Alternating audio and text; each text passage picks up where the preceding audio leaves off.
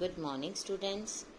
Today I am going to continue my lecture for Plus 2 Arts Political Science, and the name of the chapter is India's External Relation.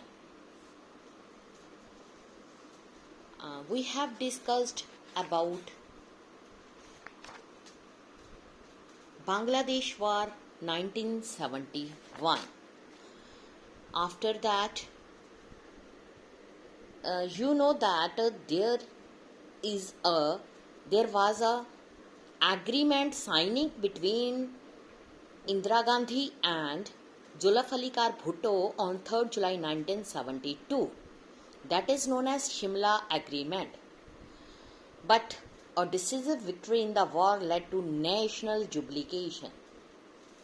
Mostly जो people थे on India side में उन्होंने ये देखा कि that is a moment of glory and clear sign of India's growing military powers. As you have already read in the next chapter, Indira Gandhi was the prime minister of this time. You was read in the next chapter.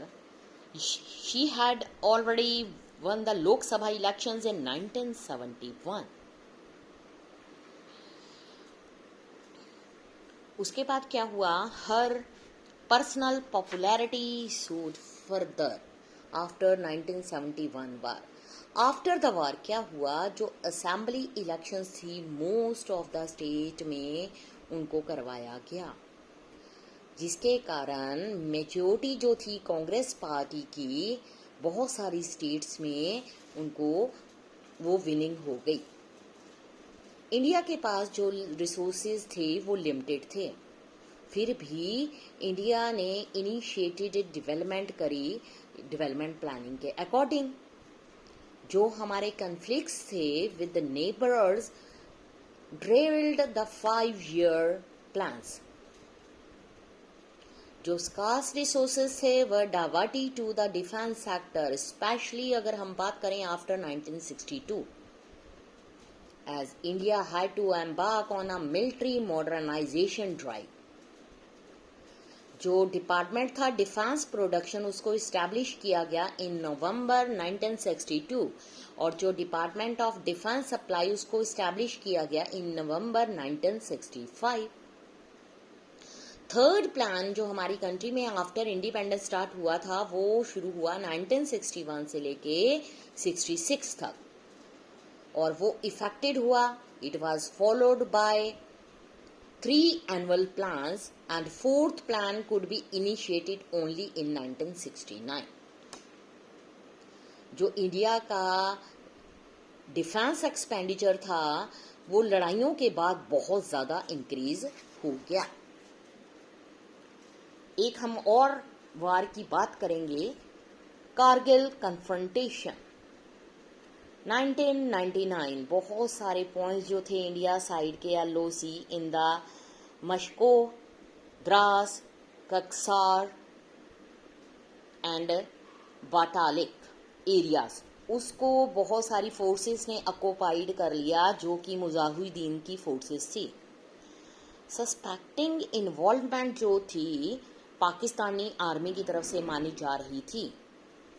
Indian forces ने इस occupation के मतलब reacting करना शुरू कर दिया, जिसके कारण कन्फ्रंटेशन जो थे दोनों कंट्रीज के बीच में स्टार्ट हो गए. इस कन्फ्रंटेशन को नाम दिया गया कारगिल कन्फ्लिक्ट. जो ये कन्फ्लिक्ट था ड्यूरिंग मई एंड जून तक चला 1999 में. 26 जुलाई 1999 में इंडिया ने बहुत सारे पार्ट जो उसके पास से निकल चुके थे उनके ऊपर उसने अपना कंट्रोल कर लिया. जो कारगिल कन्फ्लिक्ट था उसने पूरे वर्ल्ड वाइड की अटेंशन अपनी तरफ खींच ली.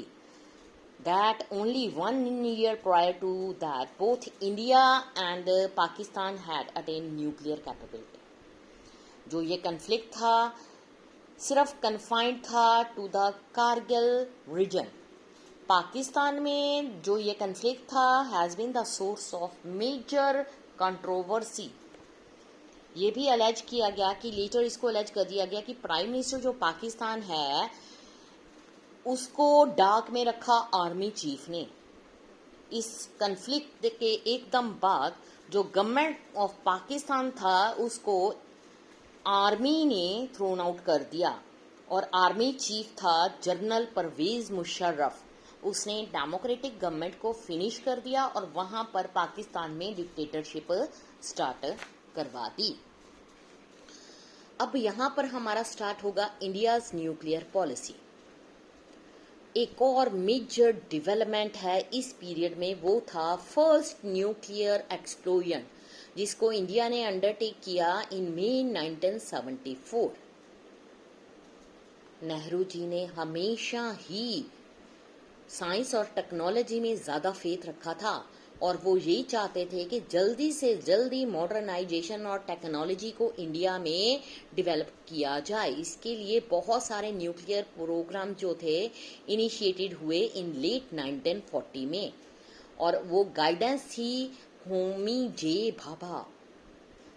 इंडिया चाहता था कि वो एटॉमिक एनर्जी को पीसफुल पर्पस के लिए जनरेट करे, लेकिन जो नेहरू जी थे वो अगेंस्ट न्यूक्लियर वेपन्स के थे। सो उन्होंने प्लीड की with the super powers for comprehensive nuclear डिसआर्मामेंट। However जो न्यूक्लियर आर्सेनल थे वो बढ़ते गए।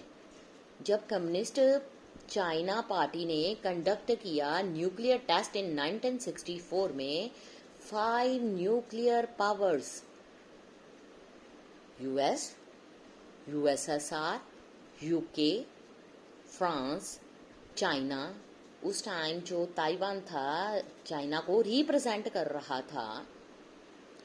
आल्सो ये 5 परमानेंट मेंबर थे यूएन सिक्योरिटी काउंसिल के। उन्होंने ट्राइड किया और इम्पोज की nuclear non proliferation treaty NPT और ये ट्रीटी को साइन किया गया 1968 में रेस्ट ऑफ द वर्ल्ड।